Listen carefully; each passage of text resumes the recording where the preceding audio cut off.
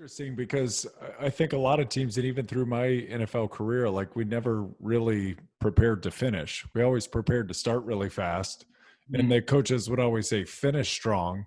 But we never had any mental skill work to allow us to finish. When the pressure's ratcheted up, your body's physically decomposing on you and your band, right? Because I mean, you're out there 3.5 hours digging a trench as an offensive lineman trying to move these guys against their will. You're out of gas. The pressure is ratcheting up. Your brain's not working up to its full capacity because you probably got some type of dehydration going on. And then all of a sudden, you're asked to perform at the most critical moment.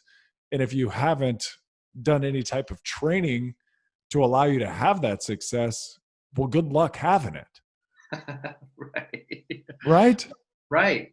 Well, and it's one of those things, I think it translates in any sport, but when the game feels a little out of control or when the game is going too fast, whatever that sport is, you have all the control to slow it down.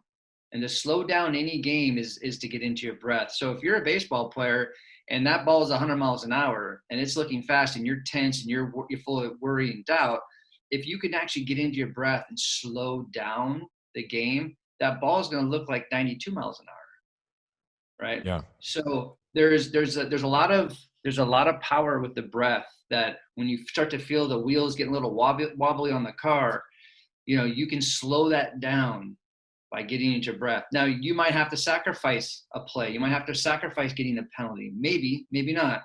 But if you have a relationship with your breath, if you actually have a consistent breath practice, man, you could get dialed in real quick if you have a Just to relationship. checking in almost routinely. It's like when you're driving the car and they tell you when you're learning, it's like you need to check all three mirrors when you come up to a stop, or when you're getting ready to take off, you need to know what's around you. And you kind of have that systems check all the time. It's like if you routinely dive into your breath, then Yes. you're always going to be kind of within yourself. It's funny, after reading the book, and I do a meditation practice every single day, and I've been working on my mindfulness for years now, since funny retiring from the NFL. It's like I should have been doing it while I was in, but now it's like I'm working on mindfulness and working on exploring that area and patience and all that. But I've got two young boys, they're 6 and 8, and they come up to you just completely flustered, like whether they have like indoor soccer games with one another and they end up in a fight and one of them loses and he comes down screaming and he's huffing and puffing and but, and you can just see the rage building up in his eyes.